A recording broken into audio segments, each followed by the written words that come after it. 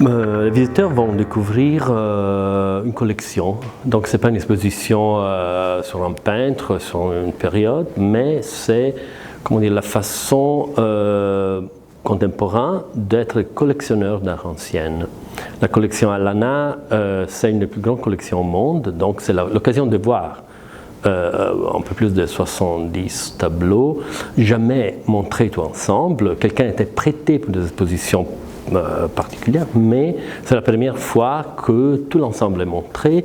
Donc le visiteur peut penser, voir l'exposition en pensant sur deux lignes différentes. Ça veut dire le goût du collectionneur, et cette première salle, c'est ça, donc ça représente même l'accrochage de la collection, ça veut dire se plonger directement dans l'esprit, dans les goûts du collectionneur. Et après, c'est un voyage dans l'art italien de primitif jusqu'à le XVIIe siècle. Ça veut dire on peut suivre l'histoire de l'art italien dans les goûts d'un collectionneur qui a choisi des pièces pour des tableaux pour montrer les différentes écoles, les rapports entre les différentes écoles, donc les grands maîtres et les petits maîtres qui travaillent ensemble, par exemple.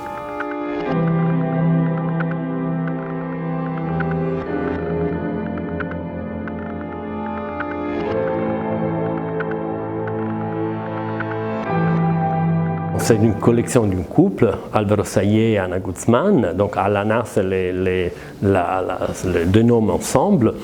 Et c'est la même période d'art exposé, collectionné par les Jacquemart. Et même la collection Jacquemart, c'est une collection d'un couple. Donc c'est vraiment un dialogue entre deux siècles différents, mais dans deux ambiances différentes. Ça veut dire l'exposition ici, c'est et montré dans un goût contemporain, ça veut dire comme un grand appartement contemporain. Là-bas, il y a une décoration à l'ancienne, mais c'est une façon de relire la Renaissance en pensant peut-être sur ce moment où il y a pour la première fois l'homme au centre de l'univers. Ça veut dire la naissance de l'éthique, la philosophie, le rapport entre homme et Dieu contemporain.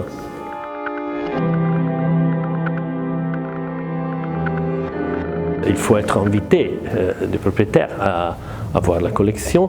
Et ce n'est pas seulement en France que la première fois qu'on peut voir la collection, c'est la première fois dans le monde. Et il a accepté de l'exposer.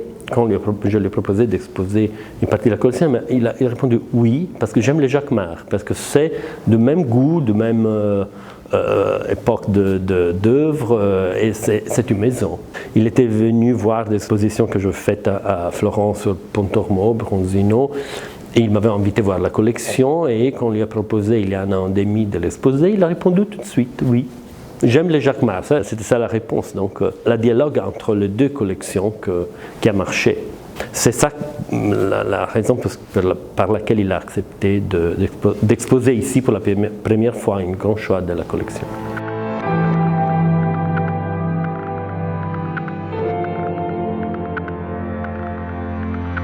Alors, j'ai choisi cette paroi de la première salle parce que la première salle, j'ai dit que c'est vraiment une idée de collection.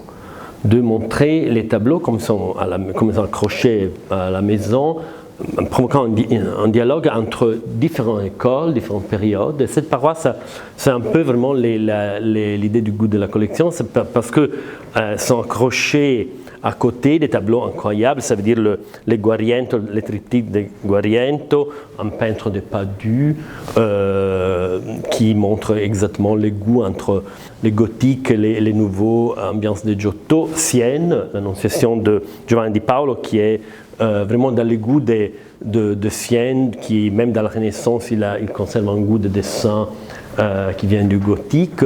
Après Florence, Starnina, Niccolò di Pietro Gerini et un peintre qui travaille à Florence aussi, que c'est Luca Signorelli, donc période complètement différente qui peut être en dialogue dans une maison. Ou la sculpture magnifique de Tino di Camaino, c'est un sculpteur qui, dans le XIVe siècle, travaille à Florence, travaille dans le sud d'Italie. Donc c'est vraiment c'est ça intéressant, je pense, pour le public aussi. On peut voir les petites peintures de Gentile da Fabriano, un des plus grands maîtres du début du XVe siècle. dans les goûts entre Renaissance et Gothique international. Alvaro Pires, c'est un peintre qui naît en Portugal et qui travaille en Toscane, donc dans les goûts du Gothique international. Donc c'est vraiment ça que je invite le public même à faire un jeu et ça que les collectionneurs aiment faire, de reconnaître les différents langages et de voir des tableaux qui sont complètement différents dans les styles, dans l'époque, dans le lieu, et entendre, chercher de se souvenir de quels sont les langages de différentes époques, différentes écoles, et chercher de reconnaître quelque chose. Ça, c'est une façon de voir les tableaux d'une façon complètement différente par rapport au musée, où il y a un fétiche derrière un verre. Donc il y a un rapport très humain, très confidentiel, comme vraiment à la maison. J'invite le public à faire cette preuve d'instituer un dialogue complètement différent, qu'il n'y a pas dans le musée, par exemple.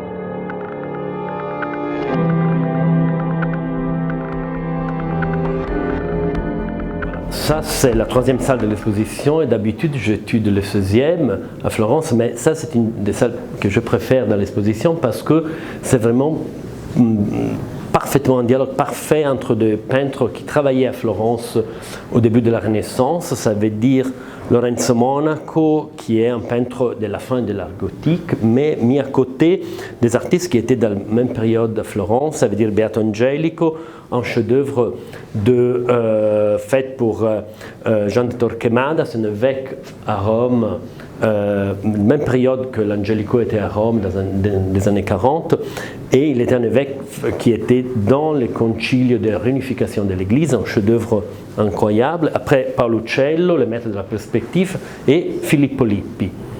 Et à côté, une magnifique peinture de coffre de Giovanni de Toloscheggia, avec l'histoire de Coriolan, qui est Giovanni Guidi de Toloscheggia était le frère de Masaccio.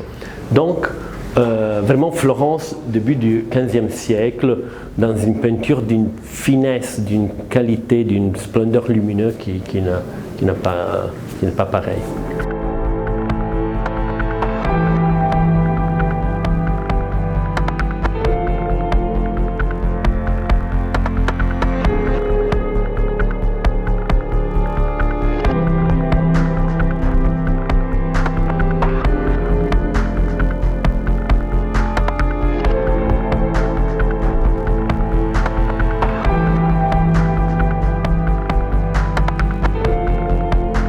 Alors nous sommes dans la 107 et il y a entre l'exposition un dialogue entre deux moments différents du XVIe siècle, ça veut dire il y a une salle de peinture de Venise et à la même époque ici la peinture qu'on dit maniériste, ça veut dire la peinture de Florence au XVIe, l'âge de Cosimo de' Medici.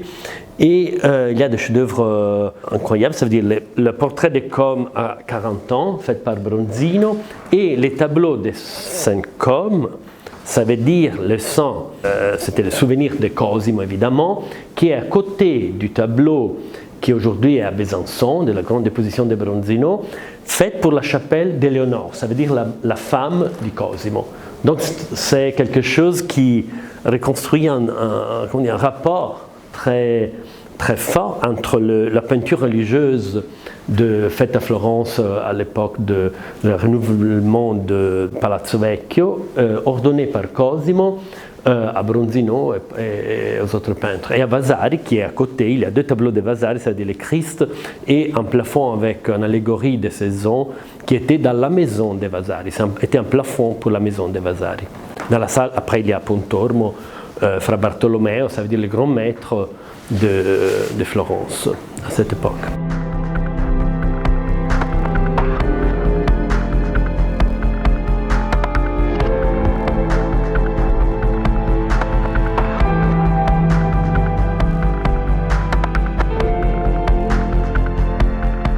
Voilà, nous sommes dans la dernière salle, c'est la partie nouvelle de la collection, c'est-à-dire les tableaux qui sont entrés dans la collection un peu plus récemment.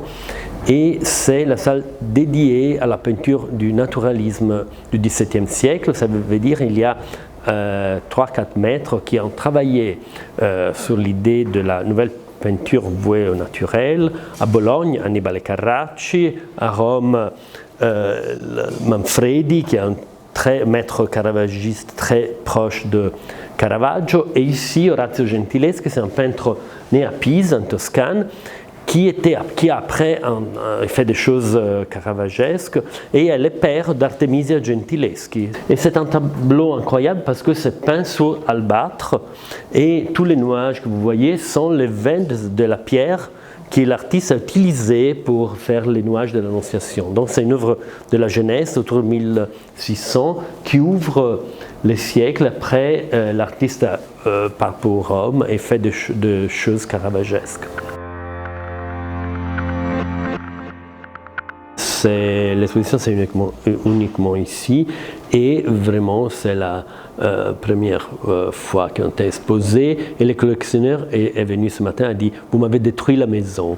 Donc je pense qu'il ne va pas prêter dans les années prochaines toutes les œuvres qu'il a prêtées ici. On a vidé quelques pièces.